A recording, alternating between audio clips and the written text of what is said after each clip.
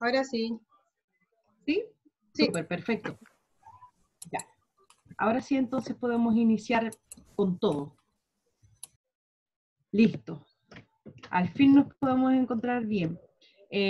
Bueno, primero quería darle la bienvenida nuevamente a esta asignatura en modalidad virtual, ¿cierto?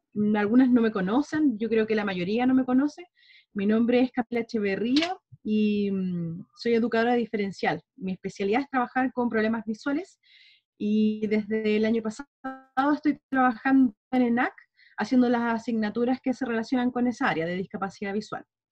¿Qué más les puedo decir? Acerca del aula virtual que tenemos a disposición, está compuesta por 9 módulos, ¿ya? Que van a estar divididos en 4 semanas, ¿sí? Cada uno de estas semanas va a estar disponible para ustedes 2 módulos, ¿sí? Y así la segunda semana, a excepción de la última, en la que vamos a tener a disposición 3 módulos, ¿sí? Yo entiendo y me puse el parche ante la herida, ¿cierto?, de que es bastante complejo poder desarrollar una asignatura que en condiciones normales, ¿cierto?, ocurre en un semestre completo y ahora tenemos que reducir en un mes.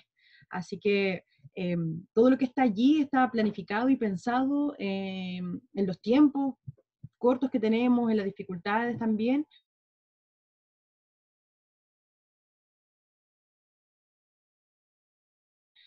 que sea de la manera más llevadera posible. Así que nuevamente les comento que ha sido pensado como para que ustedes puedan disfrutar. Más que pensar en esta asignatura como una obligación, como tareas a cumplir, ¿cierto? La idea es cambiar un poquito el paradigma y entender que esto es un proceso de aprendizaje, que lo ideal es que podamos disfrutarlo, sacarle provecho, sobre todo porque hablamos de contenidos que no todas las personas tienen acceso, ya como es el área de discapacidad visual. ¿Qué quiero destacar para finalizar esta introducción?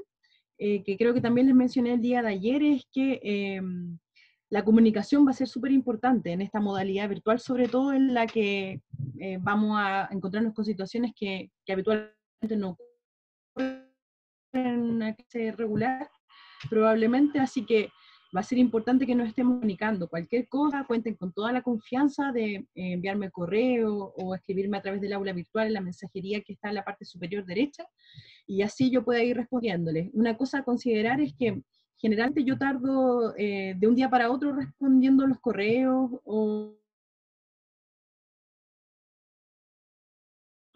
ya lo puedo hacer con más regularidad. Los fines de semana, así mi respuesta siempre va a ser más lenta. Dentro del margen de lunes a viernes, es que antes de realizar estas reuniones, lo ideal es que puedan hacer revisión del material que está en el aula virtual, para que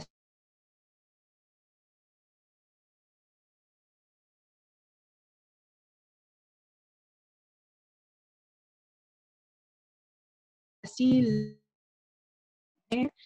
puedan estar más organizadas, ¿cierto? Que puedan tener una base, no se Profe, pudieron abordar aquí en no sé este si en mi, momento, no ¿ya? sé si en mi computador o en general se pega, parece, ¿o no? No, se le va la conexión, Sí, se le profe. va sí, entonces se Sí. le escuchó casi nada. Chuta. ¿Hasta dónde quedé? Lo Que revisáramos material diariamente de la web antes de comenzar las clases. Exacto. Eso que nada, ya, para que puedan tener una base sobre la cual hacer las consultas al momento de que nos encontremos en la reunión, ¿sí? Ok. Entonces, partiendo con eso, con esa información, quisiera hacer la pregunta: ¿alguien ha podido revisar el material que está disponible en el aula?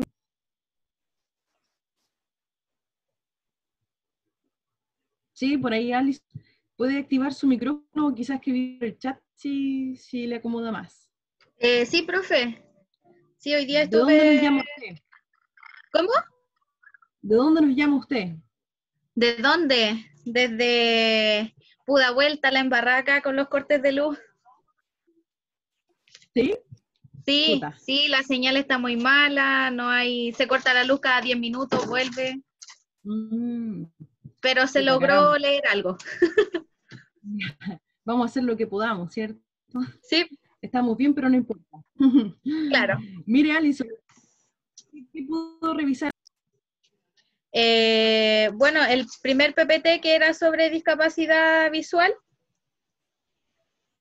que más que nada salía como la evolución a través de los años, el concepto de discapacidad visual, el paradigma social,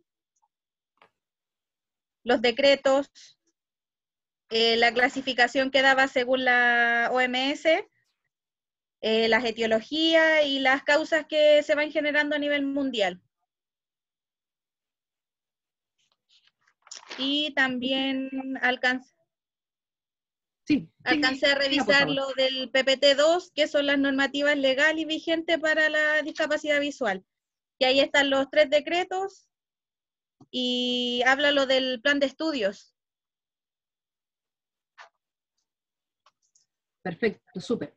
A ver, una cosa aquí también para que aclaremos. Muchas gracias, Alison. Lo que se refiere al PPT-2, eso es un material perteneciente al módulo 2, que eso lo vamos a abordar en nuestra siguiente reunión de esta semana, ¿ya? Para esta reunión vamos a hablar únicamente acerca de los contenidos del módulo 1, que como bien dijo usted, tiene que ver o hace relación a la discapacidad visual, como al marco teórico un poquito de qué es lo que es la discapacidad visual. ¿Por qué es importante? La pregunta va para ustedes, ¿cierto? ¿Por qué es importante que nosotros sepamos, por ejemplo, acerca de la contextualización de la historia de la discapacidad visual? ¿Quién me puede contar? Está por ahí Eugenia Oquena Figueroa. ¿Estará presente? Sí, estoy aquí. Eh, Estimada, bienvenida. ¿Me escuchó la pregunta que realicé? ¿Por qué cree usted que es importante, por ejemplo, conocer cuál es la historia de la concepción acerca de la discapacidad visual a lo largo de la historia? Para nosotros, para nuestro trabajo. es que nosotras tenemos que estar informadas porque vamos posiblemente a trabajar con niños con esto y tenemos que saber la base. Recuerdo que el año pasado pasamos a grandes rasgos eso y también estaba la historia, la persona que lo llevó a la práctica, que hizo el braille, sistema braille. Y antes de eso costó hacer un sistema de que pudieran, algo universal, que se pudiera entender para que los niños pudieran aprender a leer. Súper, muchas gracias. ¿Quién es Eugenia? No sé María todavía. Eugenia. María Eugenia. Ya Sí. María Eugenia. Muchas gracias por su aporte. En efecto, ¿cierto? Es importante tener en consideración esto. Y además también porque nosotros estamos siendo parte o estamos siendo testigos de un cambio de paradigma.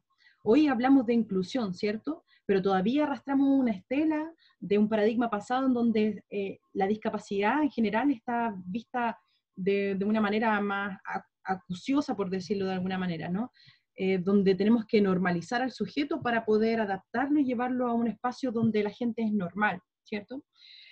Por lo tanto, nosotros como trabajadores de la educación especial tenemos que entender que nuestro trabajo paralelo es promocionar la inclusión, promocionar nuevas miradas, nuevas visiones acerca de la discapacidad visual. Por allí, en el módulo número 1 también, además de este PPT que mencionaba la compañera, hay un documental disponible. No sé si alguna de ustedes ha podido revisarlo o lo ha podido ver, aunque sea al comienzo o algo así. ¿Alguien ha podido verlo? ¿No? ¿Pulgares arriba, pulgares abajo? No, todavía no. Ok. No se pueden poner reacciones de pulgares abajo, ¿eh? Solamente pulgares arriba aquí en Zoom. Bueno, estimadas, gracias por su sinceridad. La invitación es que lo revisen. Claro, probablemente para muchas va a ser algo complejo organizar sus tiempos, pero piense usted que en la noche está viendo un documental con su pareja o con su familiar, con su hijo, que le puede entretener bastante. Le voy a contar de qué se trata. Este documental es acerca de un programa de televisión que se llama esto, usted no lo pregunte, o esto no se pregunta, creo, donde toman a distintos grupos de personas que cumplen con un estereotipo. ¿Qué es lo que hacen? Le plantean preguntas de los televidentes, de personas comunes y corrientes, como usted, como yo, ¿cierto? Que uno siempre ha querido preguntarle, como el chiste que decía este humorista de Viña del Mar, lo pensé pero no lo dije, ¿cierto? Hay muchas cosas que nosotros pensamos y nos preguntamos cómo hará una persona con discapacidad visual, pero nunca nos hemos atrevido a hacérsela llegar, porque nos da vergüenza, o quizás porque se vaya a sentir mal, porque pensamos que puede ser inadecuado, entre otras cosas, ¿cierto? Y la gracia de este video que yo les compartí en el módulo 1 es que justamente las personas de distinto rango etario, de distintas edades, con distintas ocupaciones, con distintas características, responden a estas preguntas que todo el mundo quiere hacer, pero nadie hace, ¿sí? Y nos permite entonces tener como una especie de piedra angular, una base, para luego, a lo largo de esta asignatura, los contenidos que vayamos revisando, poder relacionarlo con cada uno de estos casos que se presentan, porque mencionan muchísimas cosas acerca de la vestimenta, de cosas de la vida diaria, del cocinar, de cómo uno se puede relacionar con otra persona, con la discapacidad visual. Exacto. Hablan de muchos aspectos sobre su discapacidad. Entonces, Maite creo que lo vio, ¿no? Podría Sí. asumir que Maite sí lo vio. ¿Sí? Sí, y es bastante interesante, además, y es entretenido, no es algo aburrido de ver, así que le invito a observar ese videíto, ¿ya? Entonces, para ir avanzando o introduciéndonos un poquito acerca de los contenidos de este módulo, nosotros vamos a desempolvar algo de lo que ya vieron ustedes el semestre pasado en la asignatura de Braille, acerca de lo que es la discapacidad visual, en palabras simples, en términos súper simples. ¿Cómo podríamos definir qué es la discapacidad visual? Pregunta para ustedes. ¿Alguna voluntaria que quisiera dar su respuesta desde sus propias palabras? Que es la pérdida total o parcial de la visión, porque hay gente que también ve súper poco, pues ve borroso, también se considera como discapacidad visual. Eso. Muchas gracias, María Eugenia. ¿Quién más? ¿Quién entiende por discapacidad visual? Por ahí estará Eve Zúñiga, Evelyn, me imagino que es su nombre.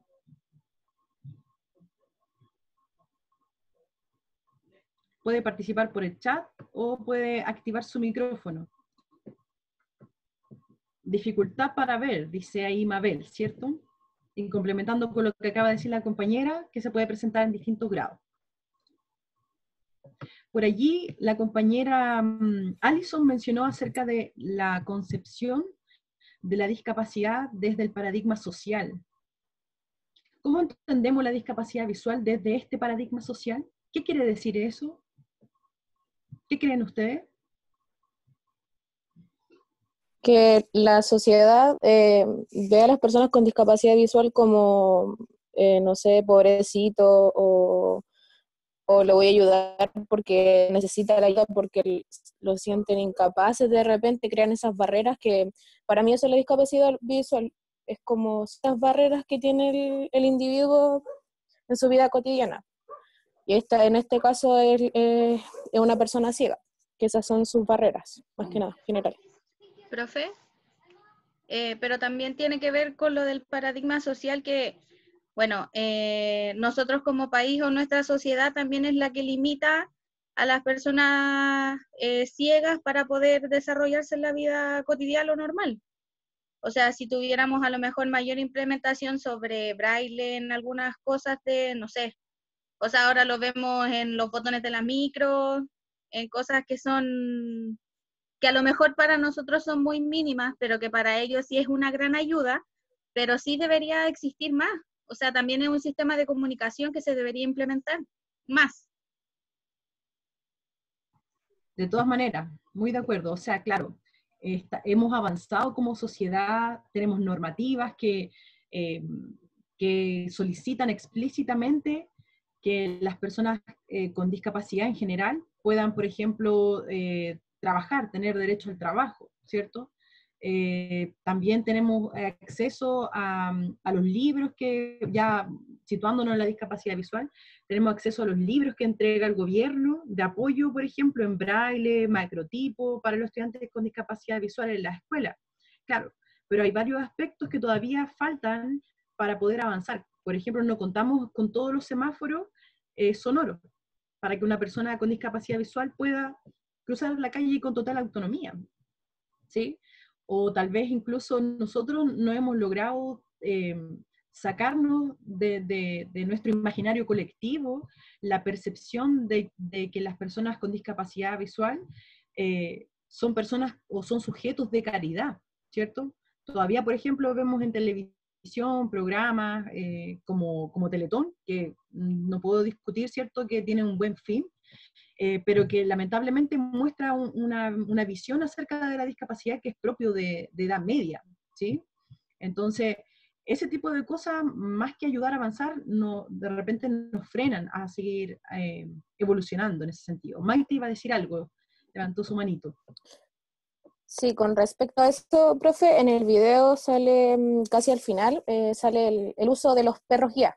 Y dicen que ellos explicaron que también eran como súper excluidos en ese sentido porque había gente que no dejaba entrar a los perros a los servicios públicos, que son las micro y cosas así.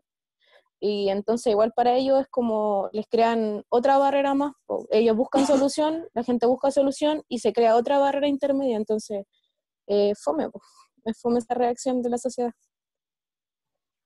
Sí, es importante hacer esta discusión y ya como la compañera Maite revisó ese documental, nuevamente insisto, revísenlo porque en la literatura o probablemente en el cine, nosotros encontramos cierto prototipo de persona con discapacidad visual que escapa muchísimo a la realidad, ¿sí? Escapa muchísimo y es parte de un paradigma súper antiguo, desde este sujeto de caridad que hay que normalizar, ¿me entienden?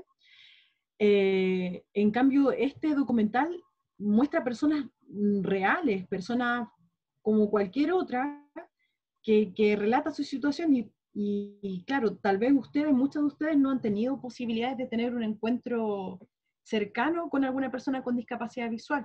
Y entonces, ¿cómo nos estamos preparando antes para cuando llegue el momento, tal vez en alguna experiencia laboral futura o alguna experiencia de práctica, si se encuentran con una persona con discapacidad visual?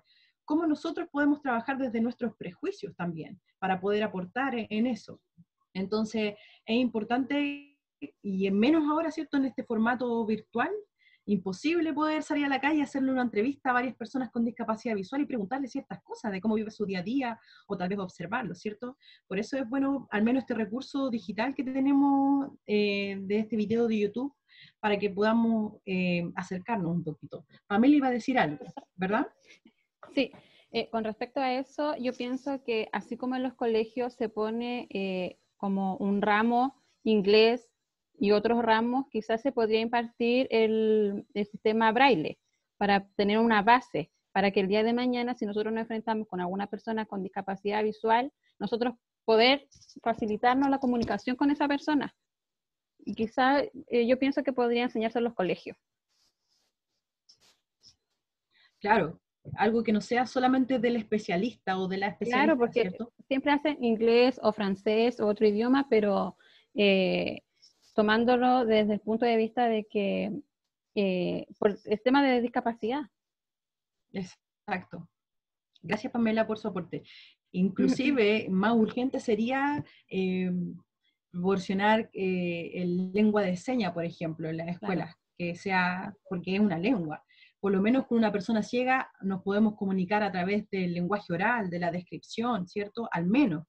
Pero el acceso a la información igual está siendo limitado si no todos los profesores, por ejemplo, manejan el sistema braille, ¿cierto? Para poder entregarle material, para que nosotros podamos leer o revisar algún trabajo que nuestros estudiantes nos entreguen, ¿cierto? Si no conocemos acerca de ello, es complejo.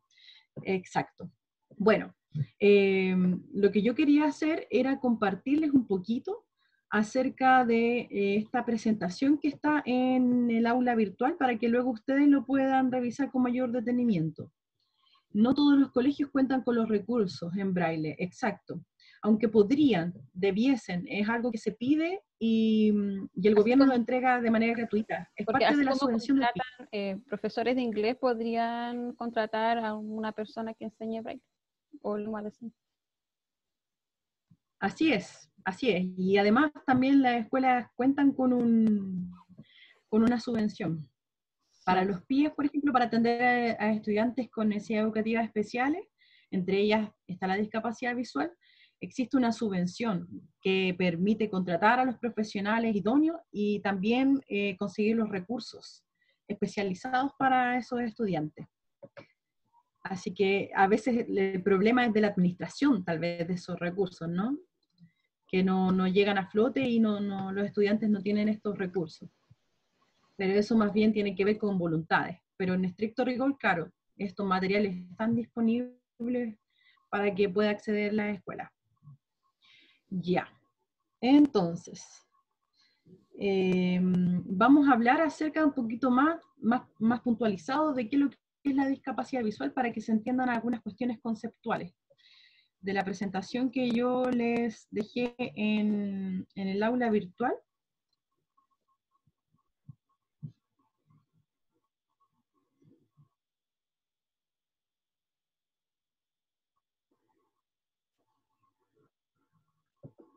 Sí, totalmente. Decía ahí en la escritura, ¿cierto? En una escuela especial es completo, funciona distinto también en las escuelas especiales, que todavía están funcionando. Ya, estimadas, les voy a compartir mi pantalla.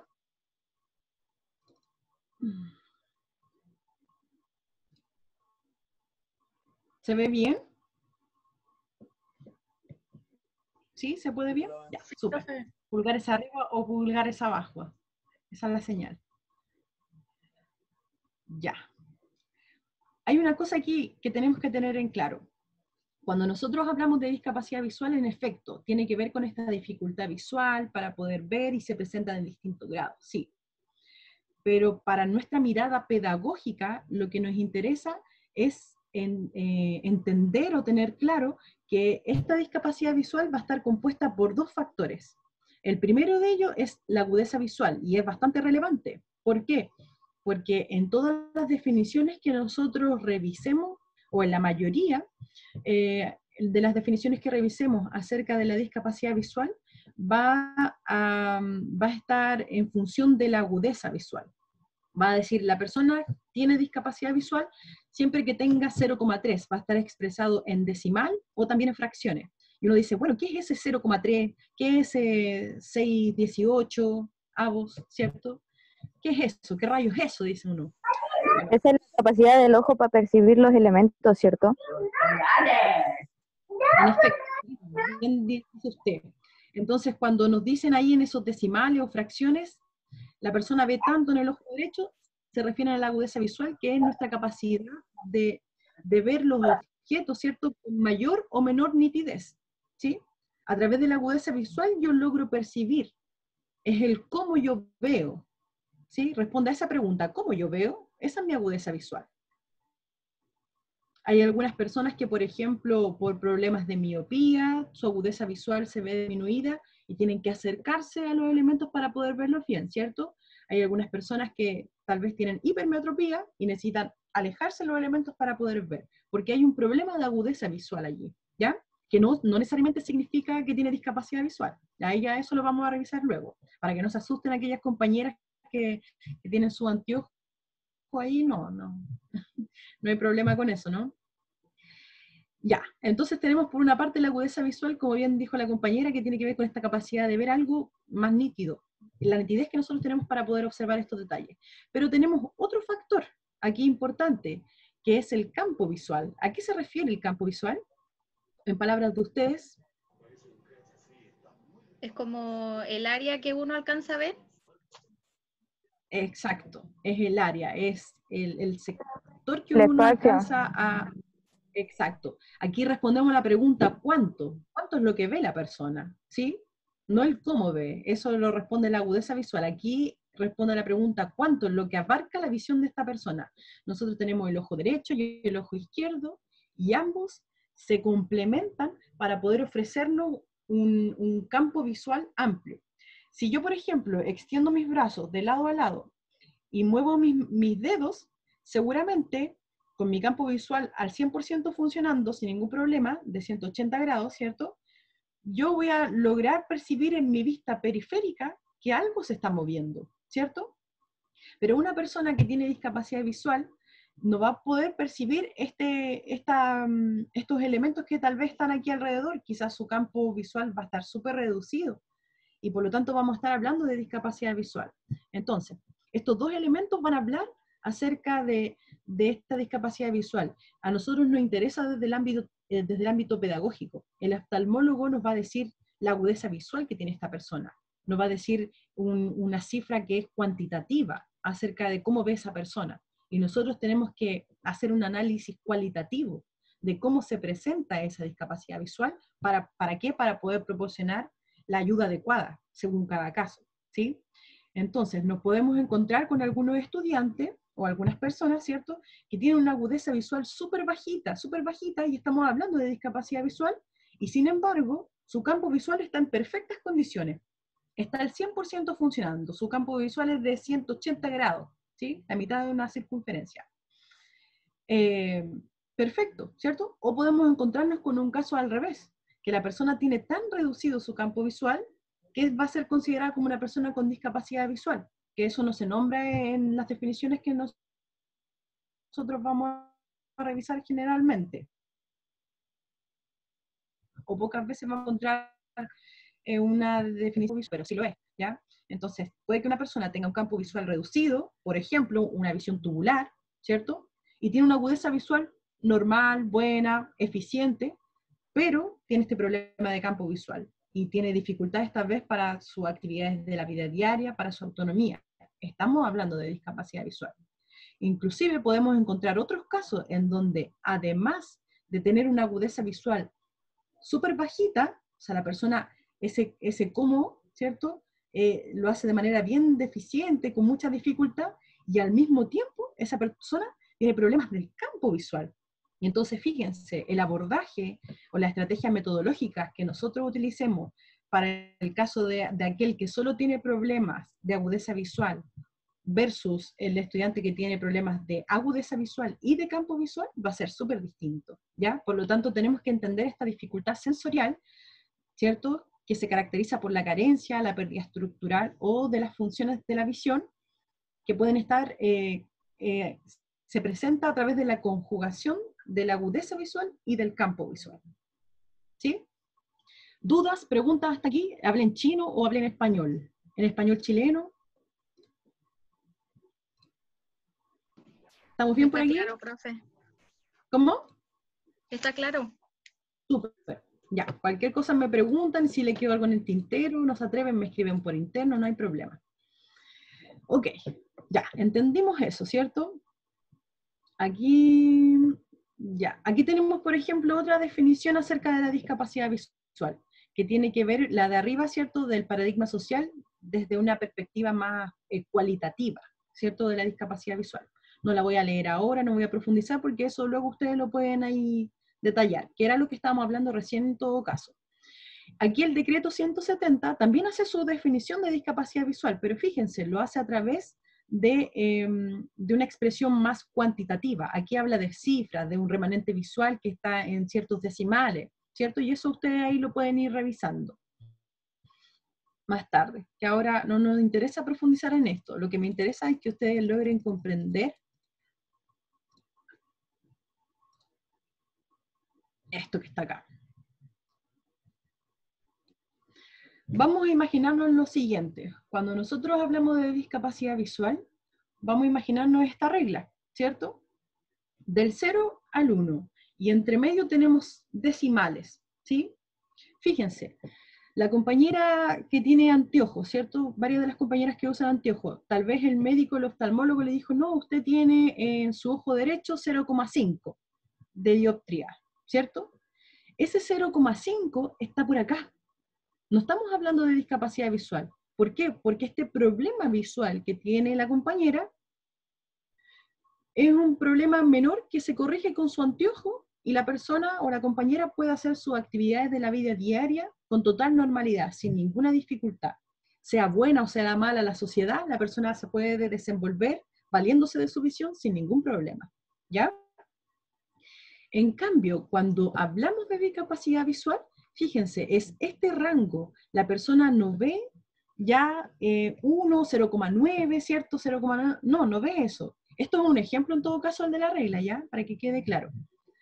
Sino que la persona, aquí vamos a estar trabajando con los niveles o con la numeración o clasificación que hace la Organización Mundial de la Salud, que es importante y transversal, y dice que las personas que ven entre 0,3 a 0 son las personas que vamos a considerar como dentro del grupo con discapacidad visual.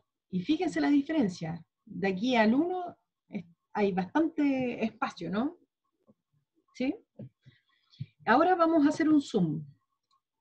Vamos a hacer un zoom a esta regla y nos vamos a acercar aquí donde está el área de la discapacidad visual. Y nos vamos a encontrar con la siguiente. Tenemos aquí una clasificación. Hablamos de baja visión y hablamos de ceguera, ¿cierto? Aquí la baja visión va a estar achurada o coloreada de un color rosa, rojo, como quieran verlo. Y el área de la ceguera, lo que comprende la ceguera, va a estar de color azul. Pero fíjense en lo siguiente, acá se plantea desde la Organización Mundial de la Salud una subclasificación de la baja visión.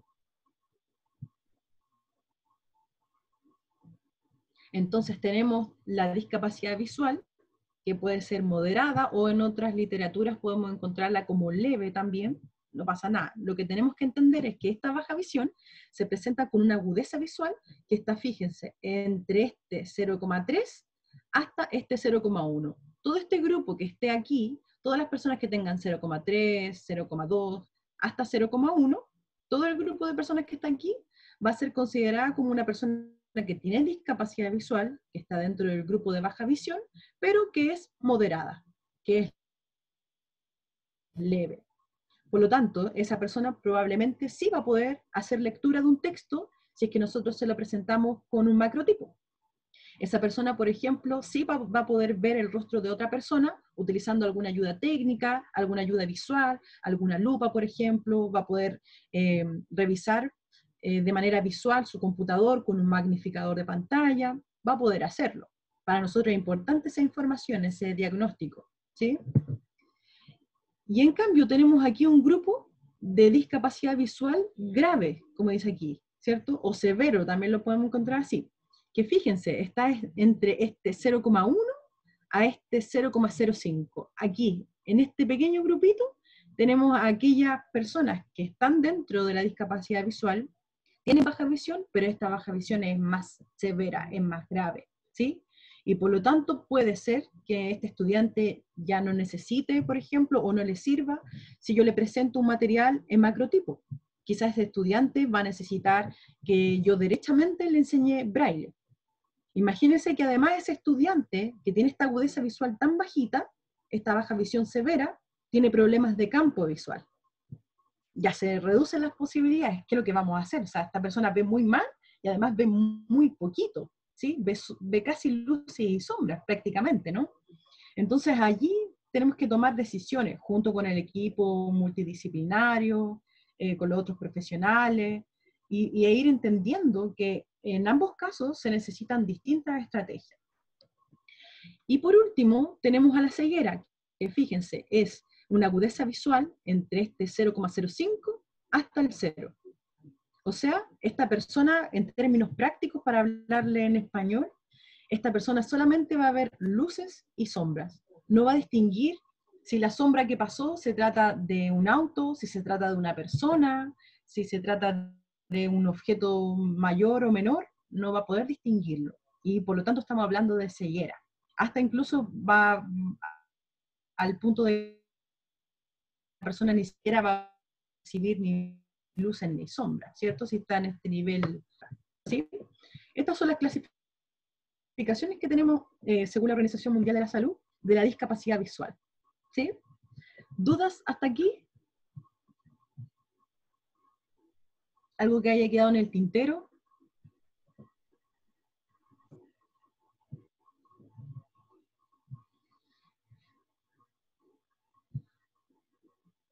Yo tengo una duda, profe. Cuénteme. Por ejemplo, cuando pasa esto y solamente en un solo ojo de una persona, si tiene, por ejemplo, ceguera en un solo ojito y en el otro ojo puede ver bien, ¿qué se hace con un niño en ese caso? Gracias por su pregunta.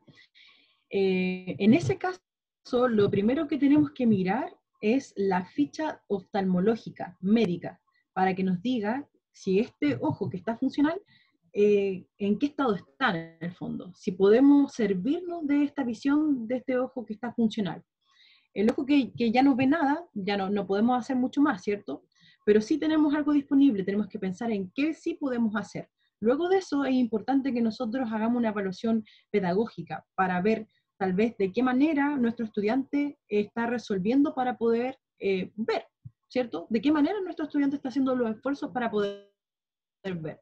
¿Y cómo nosotros podemos facilitar la tarea? Por ejemplo, es probable que nuestro estudiante tenga dificultades con el campo visual. Lo que probablemente tengamos que hacer es enseñarle, por ejemplo, a hacer movimientos de cabeza para que pueda ir captando parte del campo visual que la pérdida de su ojo derecho, por ejemplo, no le permitió. ¿Sí? Ese tipo de cosas.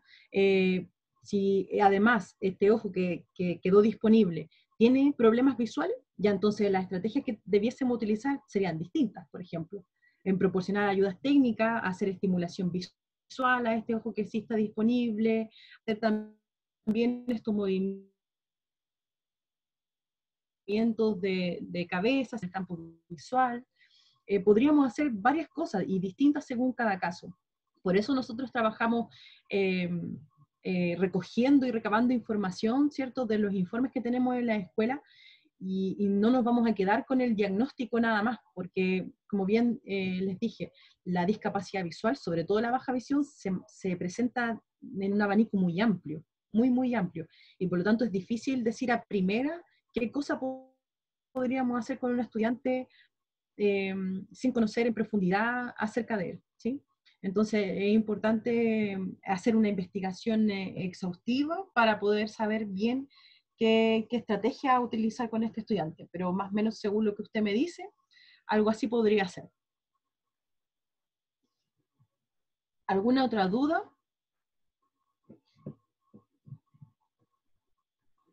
Dudas por aquí. ¿Estamos bien hasta acá? ¿Se entendió esta parte? Sí, profe. Sí, súper. ¿Quedó claro?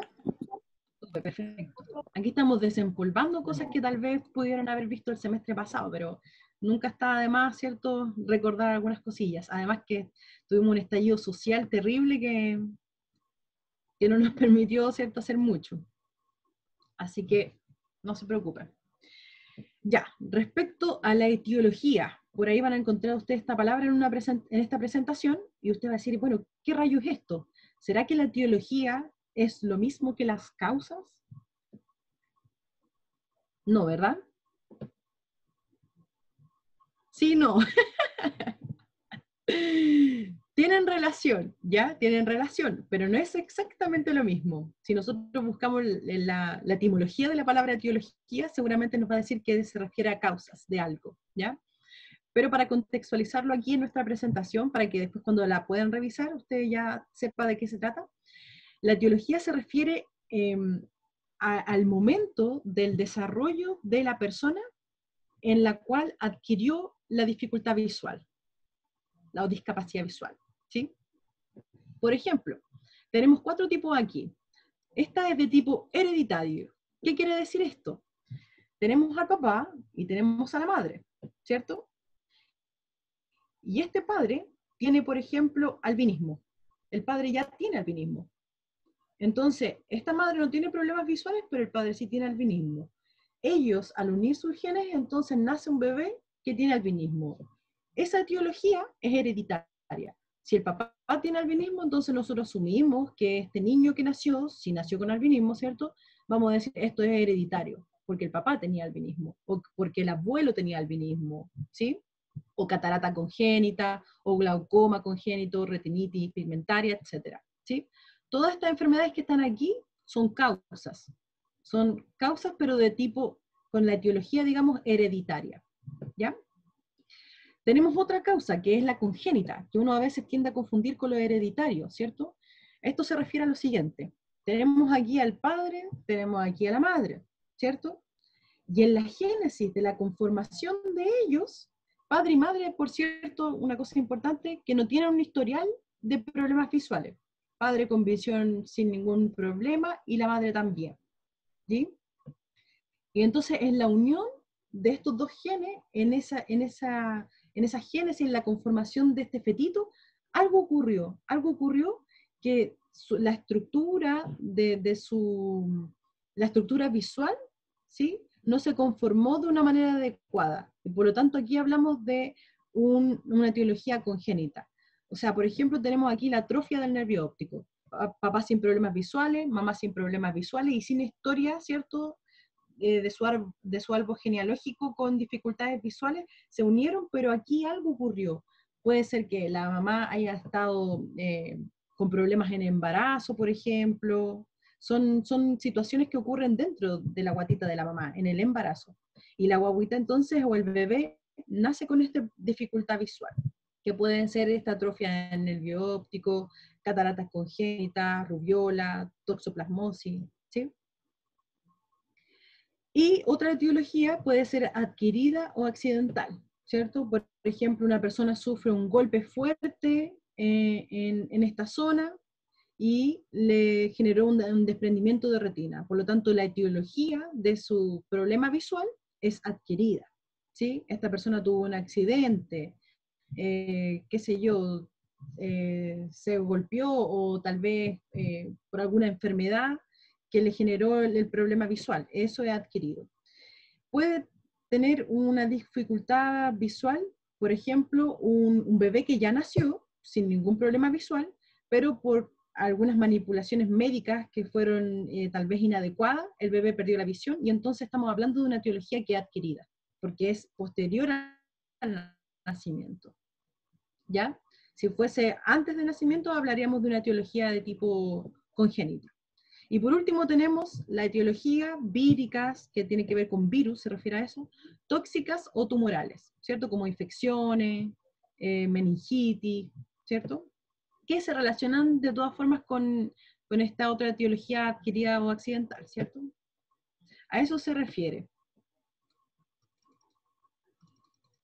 Distinto es a las causas. Desde la Organización Mundial de la Salud, a nivel mundial, estas son las principales causas, las principales enfermedades o problemas de la visión que han generado discapacidad visual en las personas. Tenemos aquí entonces errores de refracción no corregidos, las cataratas, degeneración macular, glaucoma, retinopatía diabética, opacidad de la córnea. Y la descripción y en todo caso el detalle o la definición de cada una de ellas aparece más abajo en esta presentación, así que no me interesa mucho profundizar en ella, ¿ya? Lo que importa aquí es, por ejemplo, entender, en la medida que nosotros conozcamos cuál es la anatomía del ojo, y aquí en la diapositiva 10, ¿cierto? Tenemos un videíto muy bueno y cortito también sobre la anatomía del ojo. Entonces, en función de eso, nosotros podemos entender cuando recibimos un diagnóstico. Ya, mi estudiante tiene retinopatía diabética. Y uno dice, ¿qué rayos es eso, cierto? Porque es un lenguaje médico que uno no conoce. Y entonces uno va para Google, busca retinopatía diabética, y le hablan acerca de partes del ojo que uno no conoce, y uno se quedó igual, ¿cierto? Entonces, por eso es importante que nosotros conozcamos acerca de la anatomía del ojo, para que podamos entender y empatizar también de qué manera nuestro estudiante está viendo. Ya, el glaucoma, tiene glaucoma mi estudiante, ¿y qué siente? ¿Y cómo ve? Para hacerme un poquito una idea. Claro, yo puedo utilizar una pauta de evaluación para poder determinar cuál es su visión funcional, de qué manera está ocurriendo esa visión en mi estudiante. Pero también puedo hacer esa pregunta antes a través del diagnóstico oftalmológico que yo revise, en primer lugar, ¿no? eso sería entonces. Voy a dejar de compartir la pantalla. Ya. Respecto entonces a la tarea que tienen encomendada para este primer módulo, es la elaboración de un mapa conceptual, ¿ya? Y este mapa conceptual, más que nada, es para hacer una organización de toda esta información que hemos estado revisando acá, para poder observar también de qué manera ustedes están comprendiendo lo que es la discapacidad visual. ¿Cómo nosotros hacemos los mapas conceptuales? Siempre jerarquizando la información. Otra observación respecto a los mapas conceptuales es que no vamos a poner un texto, ¿cierto?, completo, párrafo, por ejemplo, allí en el mapa conceptual, sino que vamos a ir trabajando con conceptos, con palabras clave, o a lo más con frases de 3 palabras, por ejemplo, y vamos a usar conectores para ir uniendo, ¿cierto?, cada una de las viñetas o conceptos que nosotros vayamos poniendo en nuestro mapa conceptual. Vamos a ir jerarquizando. Nuestro primer tema, ¿cierto?, es la discapacidad visual. Ese es nuestro tema. Luego decimos qué es, ¿cierto?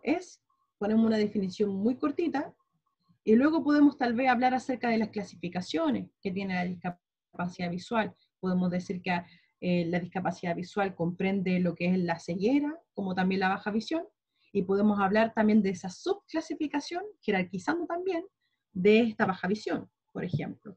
Podemos hablar de las distintas etiologías, y a través de estas distintas etiologías, cuáles son las enfermedades más comunes, por ejemplo, para ir jerarquizando nuestra información, ¿sí? Es algo bastante simple de hacer.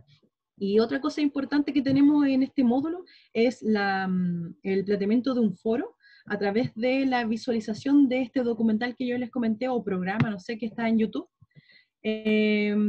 acerca de estas personas con discapacidad visual, ¿ya?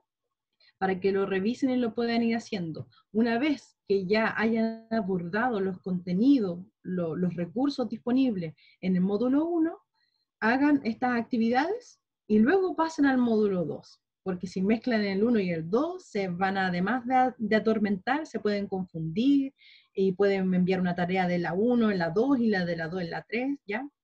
Adelantándome, sí, en el módulo 2 tenemos una evaluación sumativa, que es la primera, y esa es individual y es una prueba, ¿ya? No se asusten, porque yo pensé en todo esto, en lo difícil que es para ustedes y que es para mí, tratar de retener esta información. Al mismo tiempo que yo hago clases, por ejemplo, con ustedes, estoy haciendo un diplomado, y yo también tengo que estudiar, aquí en modalidad virtual, ¿cierto? Entonces entiendo lo que es tener que aprender ciertas cosas. Me interesa más que ustedes memoricen en estos momentos, que lo comprendan. ¿De qué se trata la prueba? Es acerca de la normativa vigente relacionada con discapacidad visual. Todo eso lo van a encontrar en el módulo 2, todos los recursos, para que ustedes puedan responder de buena manera a esa prueba, ¿ya? Deme un segundo.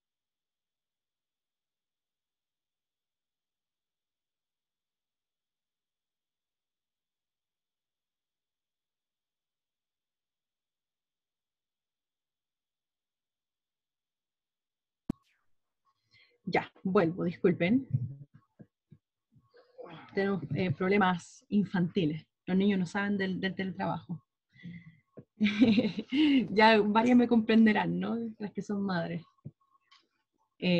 Justo se despiertan en el momento, pero menos preciso, ¿cierto?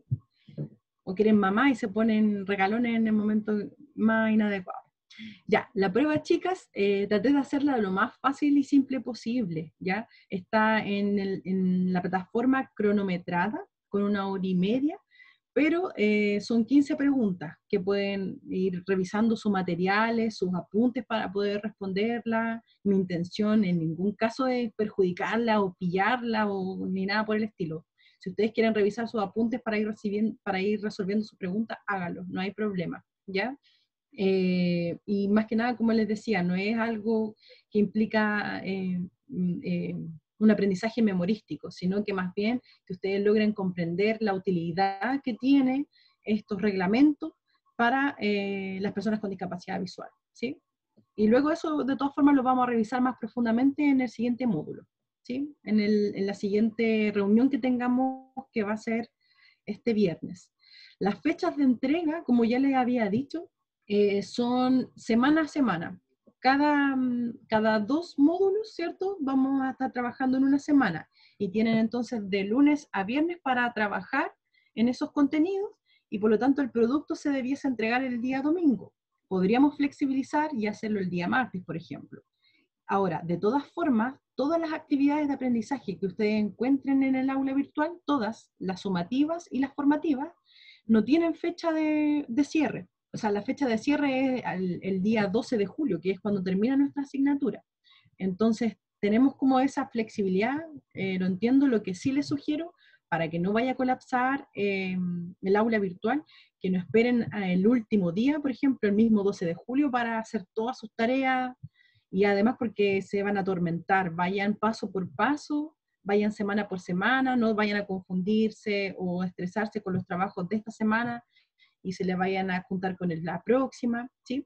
Así que vayan paso por paso con esa tranquilidad de que cuentan con mi flexibilidad, ¿ya? Para que ustedes aprendan, para que disfruten esto y no lo tomen como una situación estresante que tenemos que cumplir, ¿no? Profe, una consulta. Dígame. Por lo menos yo tengo problemas para subir los trabajos al aula. ¿Se los puedo mandar al correo personal o al del instituto? Sí, al correo institucional Evelyn, sí, a ese correo. De todas Ya, formas, profe. sí, de todas formas, estimada, la mayoría de los trabajos que están allí planteados también son grupales. Son trabajos que se pueden hacer en formato digital, no es necesario que se junten presencial para poder hacerlo. Y entonces pueden ustedes administrar sus tiempos, organizarse, ¿De comunicarse cuánto?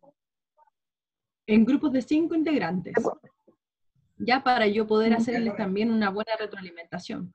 Porque si Profe, tenemos... pero disculpe, la primera tarea entonces del mapa conceptual es grupal. Ah, ya. Sí, es grupal, ¿ya? Incluso algunas estudiantes por allí me preguntaban, profe, ¿sabe que yo no tengo idea cómo utilizar el Word con los mapas conceptuales? No sé, me pilló la tecnología, no sé cómo hacerlo. Y entonces tal vez ustedes se pueden organizar como grupo y determinar, aportar, ¿cierto? Por WhatsApp, por las redes sociales, como ustedes estimen conveniente, llamada a teléfono, qué sé yo. Podemos hacer esto otro, tener una idea, y por ejemplo una de las integrantes puede ser quien haga en su cuaderno, una cartulina, por ejemplo, el mapa conceptual, le saca una fotografía, y eso es lo que sube al aula, ¿sí? De 5 integrantes. Esa es la pregunta. ¿Cuánto es el mínimo y el máximo integrante? El mínimo son de 5 integrantes, podría ser de más, pero no mucho más. Profe. No mucho más, ¿cierto? Para que todos ahí puedan aportar y asegurarnos de que van a aprender también, ¿cierto? Ya, entonces eso. ¿Qué otra cosa? Cualquier situación, cualquier dificultad que usted tenga, hágamela saber, para yo poder ver cómo colaborarle, cómo resolverlo, ¿sí? Para que usted pueda aprender todo lo que necesita para poder hacer esta asignatura provechosa o fructífera, ¿sí? Cualquier cosa, por favor, cuénteme, escríbame por los Profe, medios de... disculpe, profe, Dígame. en el caso de hacer los trabajos grupales, ¿todas las compañeras tenemos que subir el trabajo o solo una? Buena pregunta, que se me estaba olvidando. Gracias, Solange. Lo ideal es que todas suban el trabajo al aula virtual, por cuestiones logísticas, porque no me permite hacer una evaluación si es que no sube el trabajo, ¿ya? Pero yo voy a saber que si tiene la misma portada, la misma integrante, los nombres, ya sé que todas van a tener la misma calificación, no hay problema con eso, ¿sí? Pero sí, por logística deben subirlas todas. Profe, disculpe, ¿y para participar en los foros también va a ser un tema obligatorio? Esos son evaluaciones de tipo formativa. En estricto rigor, si usted me pregunta, ¿obligatorio que iba a estar con el látigo encima de usted? No, no precisamente, pero me interesa que ustedes tengan la capacidad y la responsabilidad de hacer algunas intervenciones, de responder a las preguntas, porque es una instancia importante para poder reflexionar. para poder problematizar, para poder comentar lo que la compañera dice, ¿sí? Digamos, tratando de compensar un poquito lo que no estamos pudiendo hacer por la falta de las clases presenciales, ¿ya? Entonces, me parece que es importante que ustedes apunten también a esa vocación, a su interés por la carrera, a aportar, ¿cierto?, de manera responsable y adulta, participando en los foros, ¿sí? Eso. ¿Alguna otra duda, comentario? Morín por ahí va a escribir, creo que tiene su micrófono ahí, ¿no?